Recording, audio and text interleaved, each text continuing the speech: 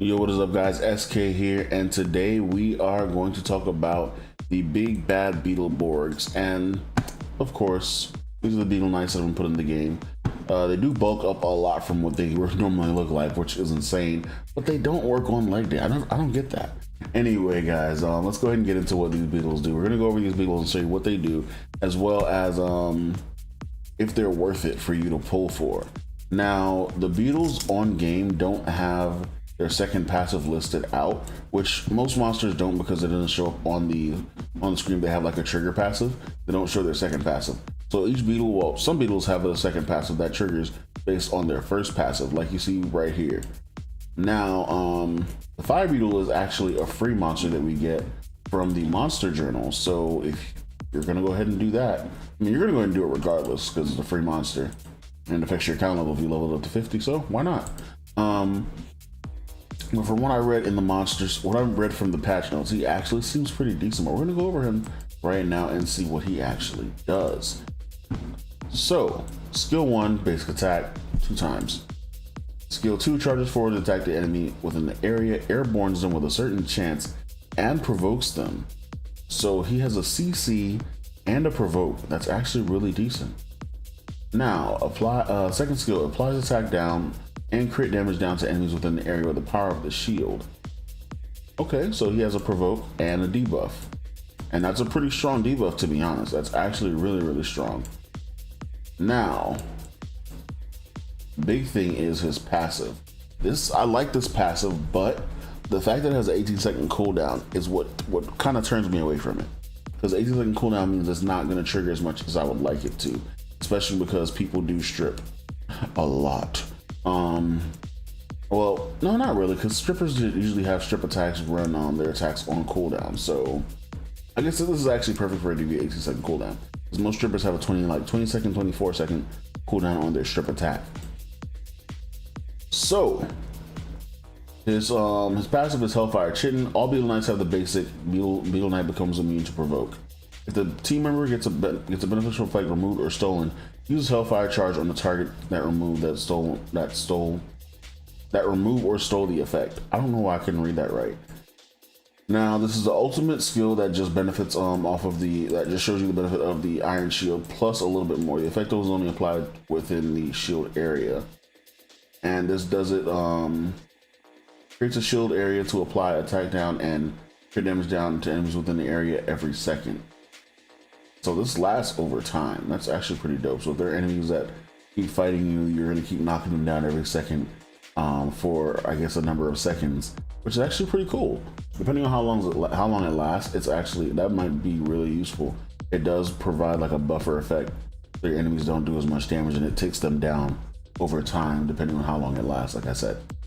Now, we're going to look at Hellfire Chitin, because Hellfire Chitin's the trigger skill is Hell Charge, which is on the patch notes, but not in the not in game. We're going to go ahead and clip that onto the screen during the editing process. But what Hellfire Charge does is charge towards the enemy target and deals damage based on the defense, removes all beneficial effects on the target, and silences with a certain chance. The damage increases based on the number of beneficial effects the target has. So it's going to charge at the target and deal damage. When it deals damage, then it's going to remove all beneficial effects. But because they still have beneficial effects, it's going to increase the damage that the charge does initially. So it's not going to strip and then, attack. It's going to attack then strip. Depending on how high the multiplier is on that, it could be good. Because if they have like times 10 defense, you're really not going to get much damage off on that. I mean, he's a Knight type, so you're not really going to get much damage off him regardless. You're not counting on him for attacks, you're counting on him for his provoke and his CC. But that skill could be very good because it removes all beneficial effects on that target regardless. So that's really, really good. Like I said, he's free, so you're going to get him regardless, and then just build him accordingly if you want to use him. That one's just kind of a no-brainer. Now, Sir Neptune. Sir Neptune is going to be for all the Orbia players. Orbia players are going to love Sir Neptune. Well, depending on, because this patch on Orbia actually got a pretty big buff as well. And this actually affects the fact if people choose Sir Neptune or not. Now, let's go over Sir Neptune real quick. What Sir Neptune does, basic attack, is the same thing. Second attack, charges forward to attack the enemy within the area, airborne them with a certain chance, and applies defense down to the target. That's actually pretty good as well. I mean, who doesn't love a good defense down on their enemy? Especially when you can CC them as well. And this is an AoE attack, by the way, so like everybody's getting defense down and everybody is getting CC with a chance, of course. Iron Shield is a second skill, moves speed down to the enemies within the area with the power of the shield, and applies crit resist up and continuous recovery to allies within the area. That's actually pretty decent. It's not my favorite. It wouldn't be my favorite type of skill. I wish he had fire skill, to be honest, where it did attack down, defense down, which would make more sense because of water. But I guess water makes more sense because ice would freeze and slow down. So, I mean, I guess they're going with a certain. I don't know. I'm not a developer, so I wouldn't really know what the method is behind this madness. Now, the regenerative chitin, which of course, like I said, the first part is always going to be the same. When summoner takes death inflicting damage, ignores the defense, then applies endure to the summoner and recovers the summoner's HP. The recovery amount is based on the target's defense. Now, the water one does not have a second triggering passive. But let's go ahead and take a look at that. And first, we're gonna have to take a look at Orbia as well. And this is because Orbia received a buff, and I played Orbia as a main. But Orbia received a buff today that kind of makes her a bit better. I haven't seen it in play yet, so I can't say it's really great or it's perfect, but it's a bit better than how she was before. So she received two buffs. Two buffs that count for this. The first one is going to be on this. It's the magic shield. When someone takes death inflicting damage, ignores damage, and applies shield to nearby enemy. And this wasn't what it was before. The thing was, before it was if she was at 30%, or if she was at 30%, it would create a shield based on max HP, of course. Now, what it does at lethal damage, it creates a shield to caster and monster, 35% of max HP to the monster, and 40% of max HP of the shield to the caster.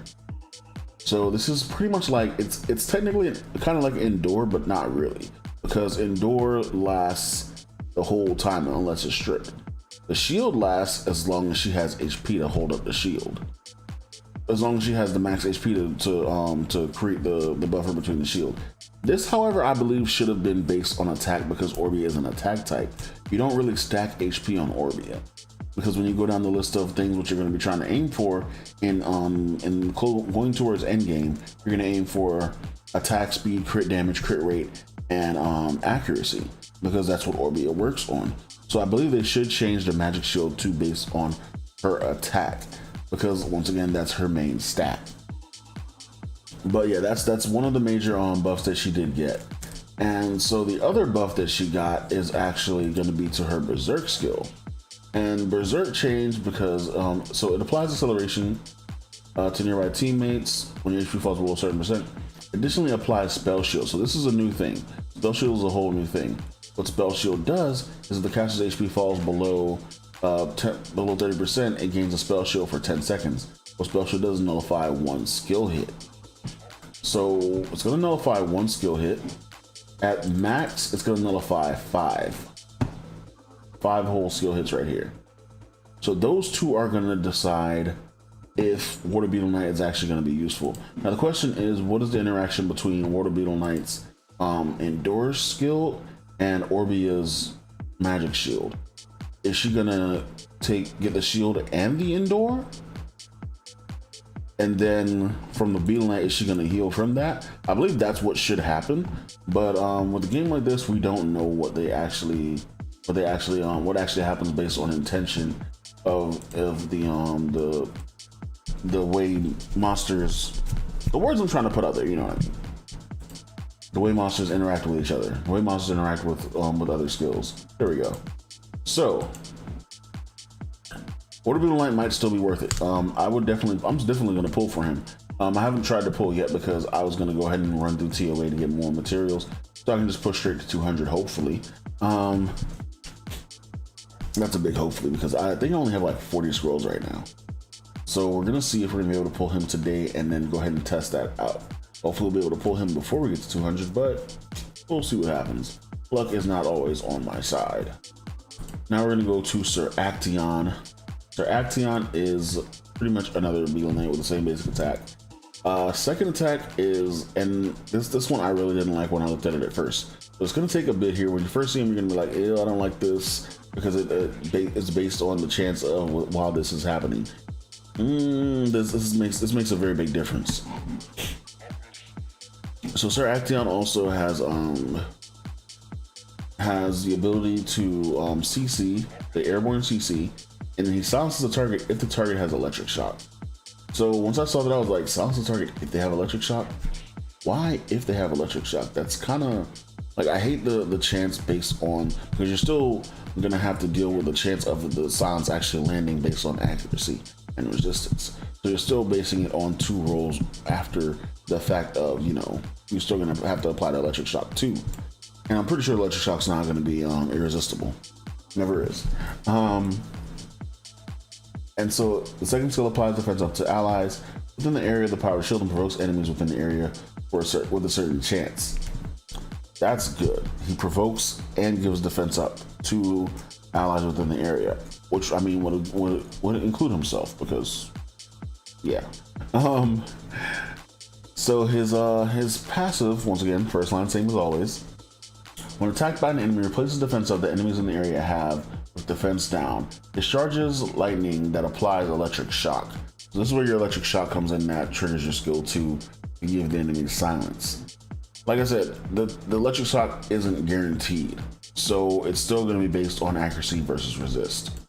And then you're going to have to do the accuracy versus resist check again with silence and with the silence here as well.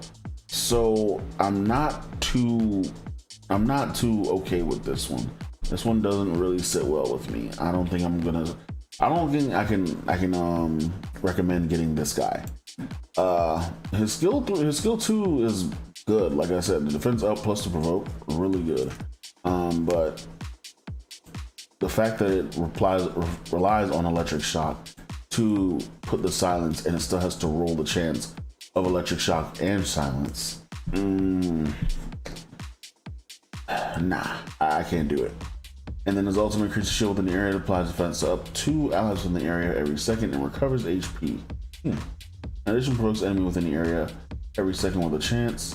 This effect only applies within the shield area. Okay, so that's pretty cool as well. Onto the light one, we're probably not going to even be able to pull this one. Like, if you pull this one, you're going to be lucky. That's all it is. If you pull LDs, you're going to be lucky. Skill 1's the same. Skill 2, charge forward to attack the enemy within the area and removes beneficial effect. Applies block beneficial effect if the target does not have beneficial effects. I'm mad at this. This should be how Orbia's skill 2 light attack is. Let's go ahead and look at that real quick before we move forward, because that actually makes me angry. So Orbia's skill 2 light attack applies beneficial block if the effect is successfully removed. So what it does is sends out a light beam in front of that attacks the enemies within the range of a straight line and removes beneficial effect. But it only applies a beneficial effect if it removes the effect. I hate that, because look at this. That's the line right there. If people are paying attention to their game in PvP, they can just dodge out the way of that. They see the light bulb, they know what they're looking for. They dodge that, their beneficial effects are safe.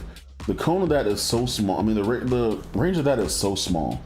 I feel like it should be a cone, but whatever. I mean, I'm not making the game, you know? And then, of course, it's going to add the beneficial effect, but that's not 100% either, because you still have to roll the proc on that. So, Orbia should have had what the Light Beetle has, where it's just beneficial, where it's block beneficial effect if they don't have beneficial effects. Personal thought. Anyway, so that's gonna make him really good. If you get him, that's a really good effect just to have, to be honest. That's gonna stop indoors. That's gonna stop your barriers for Orbia. That's gonna stop a lot, to be honest. Now, the second skill is increases the level of all beneficial effects on nearby allies with the power of the shield, provokes the enemy within the area with a certain chance, applies continuous recovery to allies without continuous recovery. This is a lot. He does a lot with his skill too. I mean, that's what LDs do. So I can't really say that's bad. That's exactly what they do. And so his passives, first verse, the same as always. Removes beneficial effects on a target with a certain chance when attacking an enemy. 12-second cooldown. So his basic attack is going to remove beneficial effects on a target with a chance. That's also good because he's going to then first. That also makes me even more mad now because he's going to have a chance to do it every 12 seconds with his basic attack, and then he's going to have a chance to do it once again with his Lance Charts skill 1. Like, that's a lot right there. Orbia at least deserves the first part of that skill right there. But anyway, I'm biased. Ultimate Shield creates a shield area. Creates a shield area to apply recovery. Gives recovery to allies within the area. And increases the level of all allies. And removes beneficial effects of enemies within the area. That's busted. That's broken. Like, they're in the area of your shield while they're fighting you, and they're screwed because they're losing all the beneficial effects. With a chance. And however long this lasts, that makes it even more busted. Like, if it lasts like 10 seconds, like, you can't survive 10 seconds in that circle. You're just gonna die.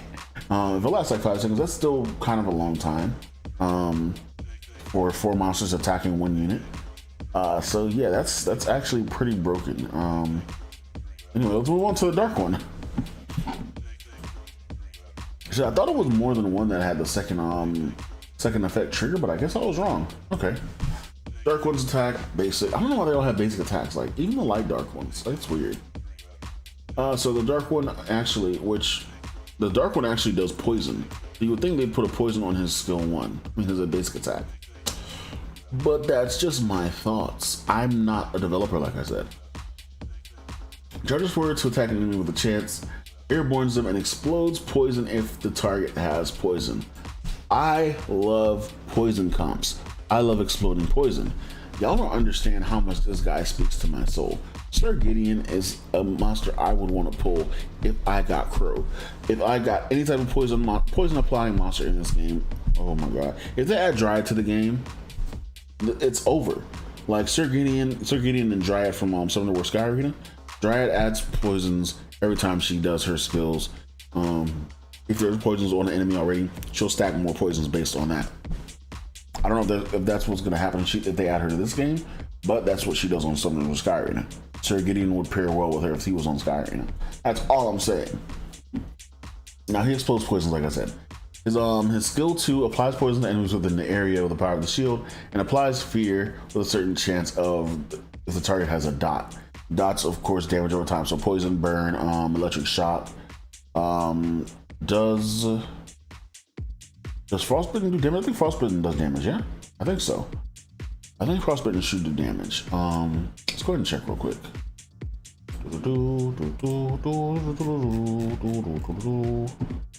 Frostbitten should do damage. Wait, I can't check from here. Yeah, I can't check from here. What I need to do is go over here, go to here, go to here, here, wait, here, and then here. And then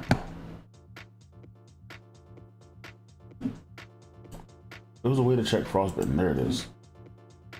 No. So I don't think frostbitten does damage. Okay. So frostbitten is just wait, there it is, yeah. Slightly increases the attack speed, slightly decreases attack speed and movement speed, and takes damage and is by a certain ratio HP every second. So that's what frostbitten does. Alright, cool. So I know frostbitten did something extra than just slow down the enemy. So where are we at? I'm losing myself. But that counts as a dot as well. So all those dots will be triggered by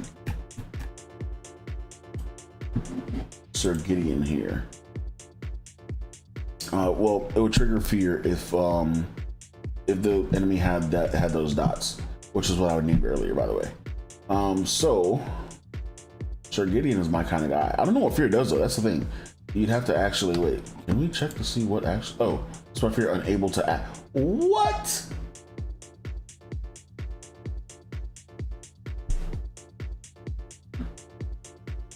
You have fear?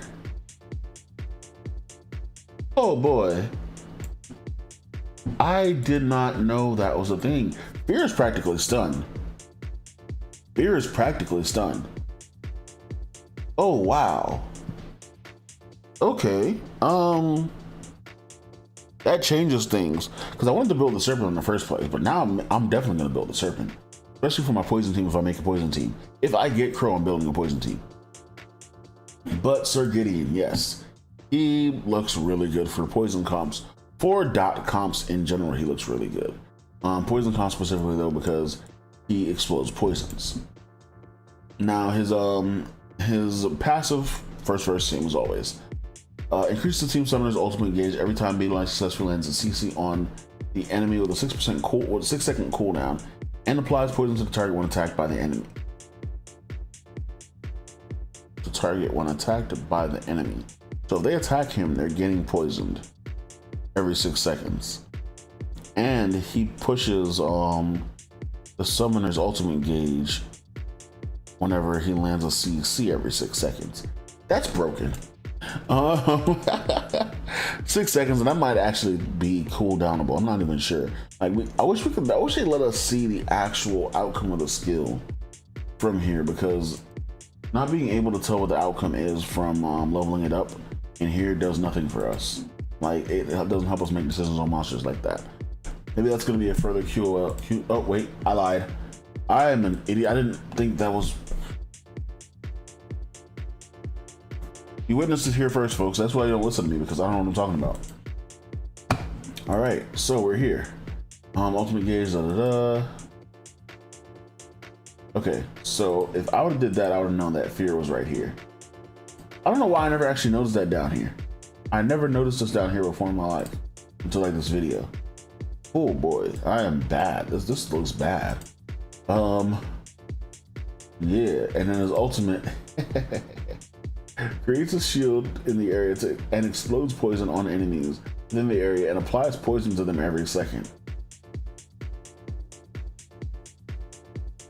Wow. And it's a 70% rate, so you're just gonna be taking poisons.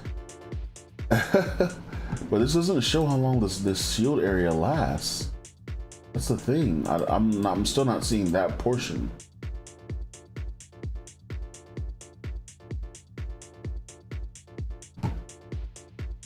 We're just gonna have to see what it looks like when it comes to, I guess, yeah, when it comes, and the fear lasts 4.5 seconds.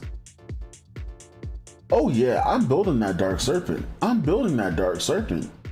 I'm definitely building that dark serpent. Fear lasts 4.5 seconds.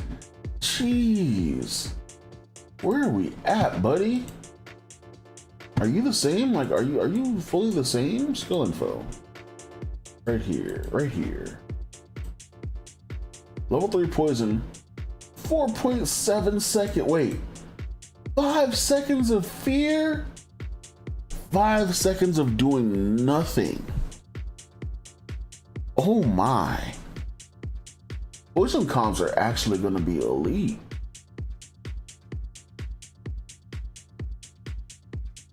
Wow, poison comps, okay.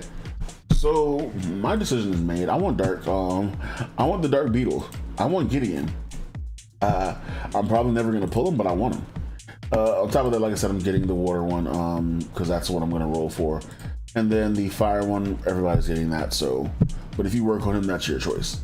Water one is definitely gonna be worth it for Orbia. Not sure if it's worth it for Kina because I haven't played Kina. I haven't looked at her skills, so I wouldn't be able to say for Kina. Ah. Okay. I guess. Okay, it disappears from there. See, I would have noticed it if that was there the whole time. If that was still there on the awakening side. Because I would never notice this because it just doesn't have any like border, I guess. It's just the words there. So I'm just like, that's just words, whatever, you know? I didn't think you could actually click on that, especially on this screen because this screen is actually lighter than my other screen. I need to go ahead and fix that. Like, it darkens up when you hover over it. But I never hover over it because I never go down there. So out of the 5 big bad Beetle boards, once again, I guess once again I said you're gonna get the fire one, regardless. If you don't need the water one or the wind one, then I guess you won't be pulling. If you want to work on the fire one, I guess pull for well, just add them to your blessing, really, to be honest, and save your rolls for the next monster that might come up. I believe next is Heart Magician, and we're supposed to get the dark one for that one, and then after that's gonna be Hell Lady. and we don't get a free Hell Lady, so it's gonna be hard pulling for Hell Lady. So yeah, the only ones I suggest, like I said, would be the dark one and the water one. And the water one is definitely based on your choice of your character as well. Depending on how, like I said, the interaction is with his passive, his regenerative chin. That's a 108-second thing, so that's not gonna happen like every time they go to a low amount of HP. So it's pretty decent with the cooldown as well. Yeah, that's pretty much it for this video, guys. Thank you guys for watching. Hopefully you gained some insight on what to do when it comes to rolling for these, or summoning these. I keep saying rolling. When it comes to summoning for these Beetle Knights. It's been SK. Thank you guys for watching, and I'll catch you guys in the next one. Peace out, and Happy New Year.